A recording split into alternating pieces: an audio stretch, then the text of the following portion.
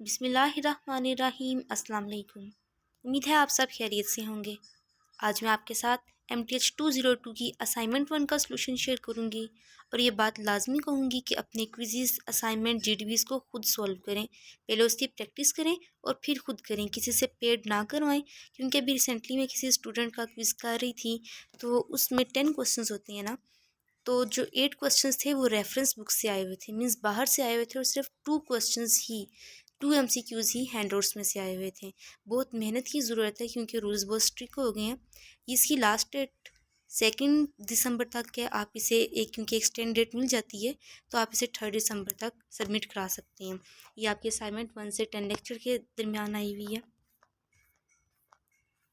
इसके 2 ही क्वेश्चन हैं। 10 मार्क्स की टोटल आपकी असाइनमेंट है। क्वेश्चन नंबर 1 को देख लेते हैं, बहुत ही आसान है। ये आपको स्टेटमेंट दी हुई है, इसके अंदर से आपने इसकी सिंबॉलिक फॉर्म निकालनी है और इसकी फिर कन्वर्स लिखने हैं, इन्वर्स लिखनी है और कंट्रापोजिटिव। ये आपको एक स्टेटमेंट दी हुई है, इफ़ आई लाइक टीचर और the course is interesting then I do not miss class. बस ये स्टेटमेंट है। अगर आप इसे गौर से देखें तो इसके 3 पार्ट बनते हैं। इफ़ आई लाइक टीचर, ये एक पार्ट बन गया। और को हटाएं, द कोर्स इज़ इंटरेस्टिंग, ये सेकंड पार्ट बन गया। देन को हटाएं, कोमा को हटाएं, आई do not miss the class, ये इसका थर्ड पार्ट बन गया। मैंने इस पहले वाले पार्ट को नाम दिया पी का। आप एक्स दे सकते हैं, ए दे सकते हैं, मीन्स अपनी मर्ज़ी से कोई भी नाम दे सकते हैं। अब नेक्स्ट में आए, course is interesting next part था, इसको मैंने क्यू का नाम दे दिया। आप इसे वाई दे दें, बी दे दें, जो नाम देना है अपनी मर्ज़ी से दे दें। और लास्ट इसका पार्ट देखें, यहाँ पर था आई डू नॉट मिस क्लास, इसको मैंने थर्ड पार्ट दे दिया। ये इसकी सिंबॉलिक फॉर्म बन गई है। अब इन्होंने 3 चीज़ हमें बताई थी, converse of the statement. Converse कहते हैं बातचीत करने को। तो अब इसकी कन्वर्स क्या बनेगी, if I do not miss class then I like teacher और द क्लास इज़ इंटरेस्टिंग। इसकी सिंबॉलिक स्टेटमेंट क्या होगी, ये सामने राइट की हुई है, इसे देख लें।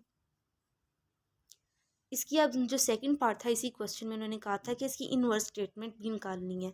अब इसकी इनवर्स स्टेटमेंट क्या होगी, if I not like teacher और the course is not interesting then I miss class. अब इसकी सिंबॉलिक फॉर्म क्या होगी, ये भी आगे लिखी हुई है। जस्ट आप ऐसे ही एज इट इज़ लिख लें, क्योंकि ये 5 मार्क्स की आपकी असाइनमेंट है, इसमें आपको ज़्यादा एक्सप्लेनेशन की ज़रूरत नहीं है और ये आंसर इनफ है आपके 5 मार्क्स के लिए। लास्ट इसी में इन्होंने कहा था कंट्रा पॉजिटिव आपने निकालना है। तो कंट्रा पॉजिटिव में हमारी स्टेटमेंट कैसे चेंज होगी, if I miss class then I do not like teacher और the course is not interesting. तो ये इसके आगे से सिंबॉलिक फॉर्म है, मैंने बस इसको आगे टेबल में लिख दिया। ये स्टेटमेंट थी, आगे कन्वर्स, फिर आगे इनवर्स स्टेटमेंट और लास्ट में आई कंट्रा पॉजिटिव। बस आपका इतना सा क्वेश्चन नंबर 1 था। देखें कितना आसान सा था। क्वेश्चन नंबर 2 को देखते हैं। अब इन वैल्यूज़ को आपने बहुत ध्यान से देखना है। यू की इसने क्या वैल्यू दी है, डब्ल्यू से क्या बनता है, होल नंबर। होल नंबर 0 से स्टार्ट होती हैं। इसने बोला है, देखें अपने लेफ्ट हैंड को खोलें और उसके जब आप खोलेंगे तो उसके जाज को आपको पता चलेगा वो लेस बनता है। जिससे ये 0 के आगे उन्होंने निशान डाला हुआ है ना, तो ये लेस का बनता है। लेस देन और इक्वल टू मीन्स 20 से इक्वल हो और लेस हो होल नंबर, 0 से लेके 20 तक को। फिर आगे ए की पारी है। ए में किसके इक्वल हमने करना है, प्राइम नंबर्स। प्राइम नंबर्स हों वो उनको कहते हैं जो कि किसी भी टेबल में ना आए, जैसे कि 2, 3, 5, 7, ऐसे नंबर्स जो किसी भी टेबल में नहीं आए।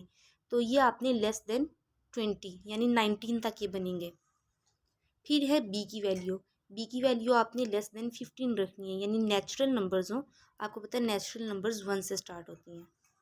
और लास्ट में आपने इनकी वेन डायग्राम बना देनी है। सिंपल सोल्यूशन को देखते हैं।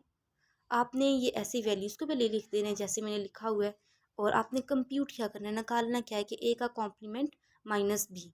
अगर आपने ए का कॉम्प्लीमेंट निकालना है, आपको पता है कॉम्प्लीमेंट हम कैसे निकालते हैं, ए बार हम पीछे पढ़ कर आए हैं, ये तकरीबन 5 क्लास से क्वेश्चन स्टार्ट है और इंटर तक चल रही हैं। कॉम्प्लीमेंट कैसे निकालते हैं, ए में से यू में से ए की वैल्यू को, जो भी जिसका हम कॉम्प्लीमेंट लेते हैं उसको माइनस कर देते हैं। अगर यहाँ पे बी का कॉम्प्लीमेंट होता तो हम यू के बीच में से बी को माइनस करते हैं, लेकिन यहाँ पे ए का कॉम्प्लीमेंट है तो हम यू में से ए को माइनस करेंगे।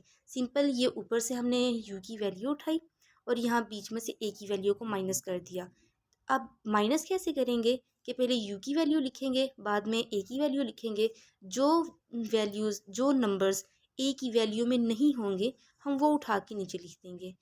ठीक है, फिर जो मेरा आंसर आया, अब देख रहे हैं ए कॉम्प्लीमेंट का आंसर आ गया। मैंने अब आगे से ए कॉम्प्लीमेंट माइनस बी करना था, जो चीज़ मैंने कंप्यूट करनी थी, फाइंड करनी थी। मैं पहले भी बता चुकी हूँ, ए कॉम्प्लीमेंट माइनस बी। अब ए कॉम्प्लीमेंट का आंसर मेरे पास आ गया, माइनस बी की वैल्यू मैंने ऊपर से ले ली। क्या थे? 15 तक होल नंबर लिखने थे। मैंने अब ये माइनस कर दिया सिंपल बीच में से, और ये छोटी सी वैल्यू मेरे पास आ गई, 0, 16, 18 एंड 20। वेन डायग्राम कैसे बनाएंगे, यहीं से इसका कॉन्सेप्ट ले लें, क्योंकि आपको पता है कि जो हमारी असाइनमेंट में क्वेश्चंस आते हैं, उन्हीं से रिलेटेड क्वेश्चंस ही हमारे एग्जाम्स में आते हैं, पेपर्स में आते हैं। तो यहीं पे इसका कॉन्सेप्ट क्लियर कर लें, खुद से बनाने की कोशिश करें। MS वर्ड पे बहुत आसानी से पेंट पे ये आपसे बन जाएगी। एक रेक्टेंगल सा बनाया है, और ये पूरा पोर्शन आपका यू का है। क्योंकि अगर आपने बात गौर से देखी हो, तो जो ये ए की वैल्यू है, बी की वैल्यू है, और ये जो ए कॉम्प्लीमेंट का आंसर आया है, ये सारे यू से छोटे हैं, यू की वैल्यू के अंदर कवर हो रहे हैं, पूरे हो रहे हैं। तो एक ए और बी देखें, ए के कुछ एलिमेंट्स जो से हैं वो, और बी के एलिमेंट्स कुछ आपस में मिलते हैं ना, जैसे 2, 3, 5, 7 मीन्स कुछ एलिमेंट्स मिलते हैं। तो मैंने ए और बी इन दोनों की डायग्राम को आपस में मिला दिया, और ए कॉम्प्लीमेंट इसे बाहर लिख दिया, क्योंकि ए कॉम्प्लीमेंट में ए के भी आ रहे हैं वैल्यूज़, और बी की वैल्यूज़ भी आ रही हैं, जबकि यू के बीच में इन तीनों की वैल्यूज़ आ रही हैं, ए कॉम्प्लीमेंट की भी, ए की भी, और बी की भी। बस आपकी ये असाइनमेंट के ये 2 क्वेश्चंस थे। यहाँ पे आपका ये सॉल्यूशन एंड होता है। मुझे उम्मीद है ये आपके लिए हेल्पफुल रहा होगा। लेकिन अगर फिर भी कोई बात, कोई पॉइंट आपको समझ में ना आए, तो कमेंट से मुझसे पूछ लीजिएगा। इंशाल्लाह एज़ सून एज़ पॉसिबल मैं आपको लाज़मी गाइड करूँगी। और अपनी दुआ में याद रखिएगा। नेक्स्ट वीडियो में मिलते हैं। अल्लाह हाफ़िज़।